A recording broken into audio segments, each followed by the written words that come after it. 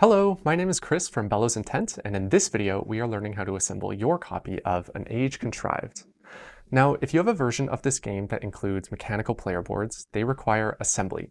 Think of it like mini pieces of IKEA furniture. If you have the core edition of An Age Contrived with cardboard player boards, well, you can safely skip this video. Before we begin, a few tips. First, take your time. 30 minutes before game night is not the right time to begin this assembly. Second, find yourself a pair of pliers for minor adjustments. And third, assemble one player board completely before you move on to begin the next one. All right, let's get started.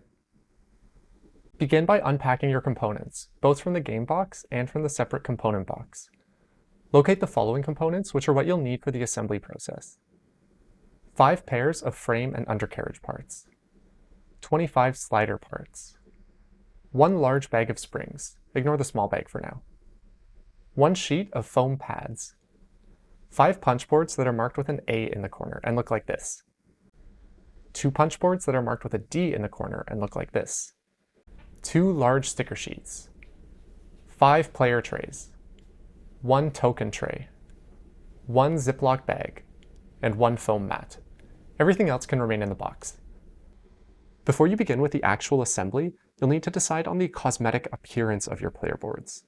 Each player board belongs to one character, and each character offers you 2 cosmetic choices of how to assemble it. You can think of these like skins in a video game. They have no impact on gameplay and exist purely to let you choose what sort of flavor you prefer for that character. When designing this game, we figured that if you need to assemble these player boards in the first place, we may as well give you options as to how they appear on your tabletop. To view all of the skins together, punch out the 5 character boards. Each one is double-sided with 1 skin present on each side. Now, as the owner of this game, you can decide in any way you want which skin to use for which character. What I recommend is laying out all 5 character boards and flipping them over until you're happy with the set. You might find that while you prefer one skin to another for an individual character, the look of the overall set could affect how you see things. You could even take out some of the character's energy tokens if that helps you decide. Once you've settled on a skin for each character, choose one character to assemble. I recommend starting with a character whose skin you feel the least invested in, just in case you make a mistake. The first step in assembly is to apply a permanent sticker, which doesn't allow any do-overs. So if you don't apply that sticker correctly, you may need to switch to the character's alternate skin. Now, I've done this once or twice before, so I'm going to start with Multinick, and I'm going with this particular skin. Now you're ready to begin assembly. If you want, you can take the foam mat and use it as a work surface. I'm going to assemble directly on my tabletop, but you could use the foam to protect yours given that we are working with metal parts. Take a pair of the metal frame and undercarriage parts and remove the undercarriage from the frame. Go slowly and carefully to avoid damaging either part. You may need to unhook the undercarriage from these 4 tabs inside the frame. Examine both of these parts and make some bends with your pliers if necessary. On the undercarriage part, check that these 5 tabs are at 90-degree angles. On the frame part, check that these 4 interior tabs are at 90-degree angles, and also check that the 2 tile holders on the left side are straight. Gently bend any of these features that need an adjustment. From the 2 large sticker sheets, locate the sticker of the skin you've selected for this character. Orient the sticker sheet such that you can read the numbers right side up, with 1 on your left and 5 on your right. Before removing the sticker from the sheet, I want to show you what it'll look like when applied to the undercarriage part. The top edge of the sticker sheet is aligned vertically with the edge that forms these 5 holes in the undercarriage. Horizontally, the sticker sheet is centered such that the same distance of black undercarriage is visible on each side, about 1 millimeter. Now that we know what we're aiming for, carefully remove the sticker from the sheet and place it onto the metal undercarriage part. Hold the sticker by the top corners and align it vertically with that edge and horizontally in the center of the undercarriage. Once you're happy with your alignment, press down the 2 corners you're holding to fix the sticker in place. Slide your finger along the top edge, then, working from the center outwards, press the rest of the sticker onto the undercarriage. Take the punch board of your selected character and punch out its components. Remove all pieces from the cardboard panels, including small tabs like these ones and these ones from both sides of the 4 largest panels. Once you're done, it'll look something like this. Take an empty player tray and place the following components into it: the 5 action tokens, the 3 bridge tokens that are character specific, with the character's face in the bottom left corner, and 1 channel marker. If you have upgraded metal channel markers, each one will fit above the cardboard marker. Place the remaining 1 bridge token into the Ziploc bag. At the end of assembly, you'll have 5 of these neutral bridge tokens in this bag. Place the 5 conduit tokens into the token tray by type. At the end of assembly, you'll have 25 conduit tokens that fill this token tray, with the double icon token at the top of each stack. Set aside the 4 tray pieces, which we'll need a little later. Discard the remaining cardboard bits. Take the metal frame part and place it in front of you with this orientation. The side with these 5 slots is the front of the frame, which faces you. Take the 4 long and wide punchboard panels that you removed from the character punchboard. 2 of them display gold artwork, either on a majority of the panel or just a thin strip of it. You can help identify these panels by placing them beside each other, where you'll see that the gold artwork from one bleeds into the other. Place these panels above the frame, furthest from you. Place the remaining 2 panels below the frame, closest to you. Flip all of the panels as needed such that your selected skin is facing downward towards the table. You will then only see the opposite skin, which will be hidden by the end of assembly. Rotate the panels as needed such that their notches are further away from the frame, like this. Starting with the closest panel that had tokens punched out of it, insert the panel into the frame by matching the slot at the end of each panel with 2 tabs in the frame. Next, insert the remaining panel in the same way. Gently press down at the edges of each panel to ensure that they are inserted fully. Repeat these steps with the remaining 2 panels. You should now see a thin gold strip at the back of the frame, furthest from you. Take the 2 short punchboard panels that you removed from the punchboard. Orient them such that their small notch is furthest from you, and your selected skin is facing downward. Place the panels such that their notches are touching, then move each panel to an outer edge of the frame. Starting with the right side, rotate the panel such that its notch is facing toward the table, and slide it into the front corner of the metal frame. Gently push the panel rightwards into the back corner of the metal frame. The notch in the panel will allow you to clear the tab in the frame. If the panel gets stuck, rotate it gently until it clears the tab. Don't force it or the cardboard may be damaged. Insert the panel on the left side in the same way. Gently press outwards at the edges of both panels to ensure they are inserted fully. At this point, take a pause for a visual check that your selected skin is appearing correctly. Flip over the frame with panels inside and have a look at it. You'll start to see what your finished player board will look like. You should see your selected skin on all 6 visible panels. With the 5 slots of the frame facing you and these 2 tile holders to your left, you should also see that the gold panel with these cutouts is furthest from you, while the panel with these cutouts is closest to you. Now, if what you see is different in some way, either a panel with the incorrect skin, or different panels at the front and back of the player board, or no cutouts visible on one of those 2 panels, now is the time to correct that. Use the timestamps to skip to the troubleshooting section near the end of this video. If you're not sure if your selected skin is appearing correctly, compare to the 2 sides of the matching character board. You should see these border and background elements that are consistent across all panels. Once everything is looking good, flip the frame back over, take 5 metal slider parts and insert them into the frame. Start with the narrow portion of each slider, then insert it fully so that it can't fall out. Check that each slider can slide smoothly back and forth. The next step in assembly is definitely the hardest one, but after you've done it once, it gets easier for each remaining player board. Go slowly, and if it's just not working for you, set the pieces down and undo the steps that you took. The important thing is not to force it, because that's when you could damage parts. Take the frame part in your dominant hand, holding it by the front. Rotate it about 135 degrees such that the 5 sliders are hanging down like this. Take the undercarriage part in your offhand, holding it like this, and rotate it about 45 degrees. With one piece in each hand, move the frame to approach the undercarriage such that the 5 sliders insert into their rails. Once you see all 10 rail features holding the sliders, rotate the undercarriage to lie flat against the sliders. The 5 tabs of the undercarriage will insert into the corresponding slots in the sliders. Rotate the entire player board to lie flat. The 2 short punchboard panels should be sandwiched between the frame and the undercarriage. If you're having trouble with this step, here are a couple things to keep in mind. First, we're trying to get this slider onto these rails, but this tab intentionally prevents a straight insertion. That's why we need to start by inserting the sliders at an angle, then come down once this slot has cleared the tab. This can be challenging since we need all 5 sliders to insert at the same time, and we can use gravity to help us form this angle. Second, the frame and the undercarriage should each be at an angle of about 45 degrees from the tabletop. This allows the sliders to insert when hanging vertically. Once all sliders are on their rails, rotate the player board to have the front facing you once again. Test that the 5 sliders can slide smoothly on their rails, though their range of motion will be limited at this point. If any slider is not moving smoothly, it could be a sign of an issue. You can always remove the undercarriage part and start again.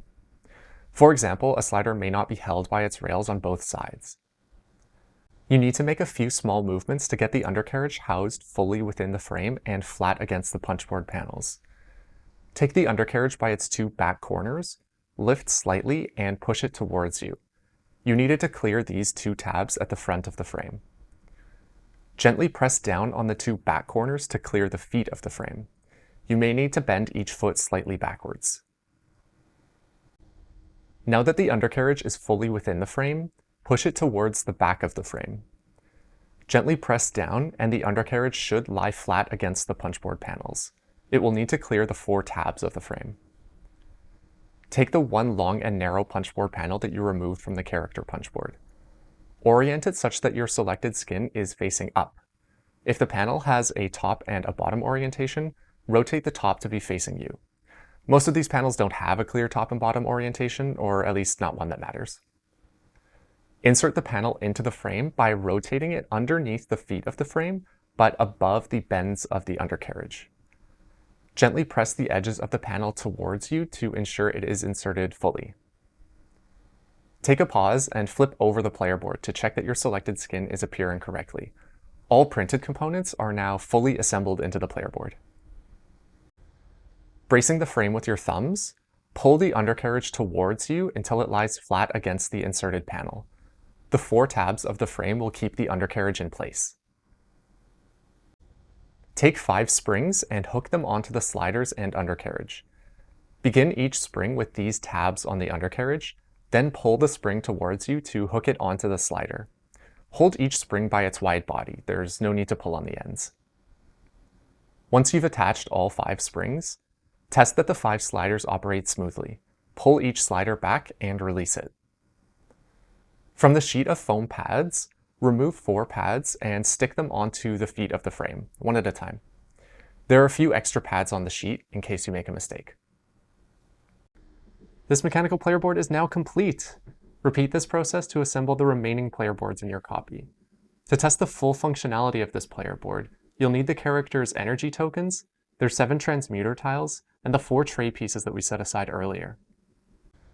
Assemble the 4 tray pieces together. Place the player board on top of the tray, aligning these 2 grooves with 2 tabs at the back of the player board. Insert transmuter tiles into the player board. Throughout the game, you'll mostly be sliding tiles in from the left, but you can also remove and insert tiles in the middle. Place energy tokens into the tiles. To eject energy tokens, pull back your slider and release. There's a certain weight that you want to use for this. Here are a couple tips. First, don't eject too quickly or the energy token may not have time to fall down to the table. Second, keep your fingers in contact with the slider the entire time. If you release and let it fire, you may eject with a little more force than you might like. You'll get the hang of it after doing it a few times. Now, if you find yourself in a position where you need to remove punchboard panels, here's how to do it. I'll start from a position of a player board before the undercarriage is inserted, because that's really the last point at which it's safe to make corrections without risking damage. I do have to warn you that these player boards were designed to be assembled once and permanently, not to be disassembled and reassembled again. Flip over the player board and remove each of the 2 side panels slowly and gently, rotating them as needed. Placing the fingers of one hand underneath the remaining panels that you need to remove, push up gently while holding the frame in place with your other hand. If the panels get stuck in any way, don't force them, since this is where you're most likely to cause damage. Take a look at the panels to identify where they're getting stuck, and gently push around the edges of that area. Once removed, rearrange the panels as needed to correct them, then reinsert them into the frame. After assembling all 5 mechanical player boards and applying stickers to your monument frames as described in the rulebook, you'll have the following spare components that you can keep in your box in case you need them in the future.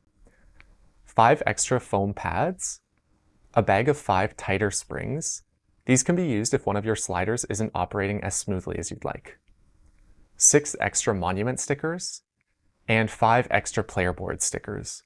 You could store these underneath the base tray of your box, but I just recycle mine. If you have the Founders Edition of An Age Contrived, then after punching out all components, you're also going to be left with some duplicates that you can discard. Those come from the 3 punch boards that are marked with an F in the corner and look like this.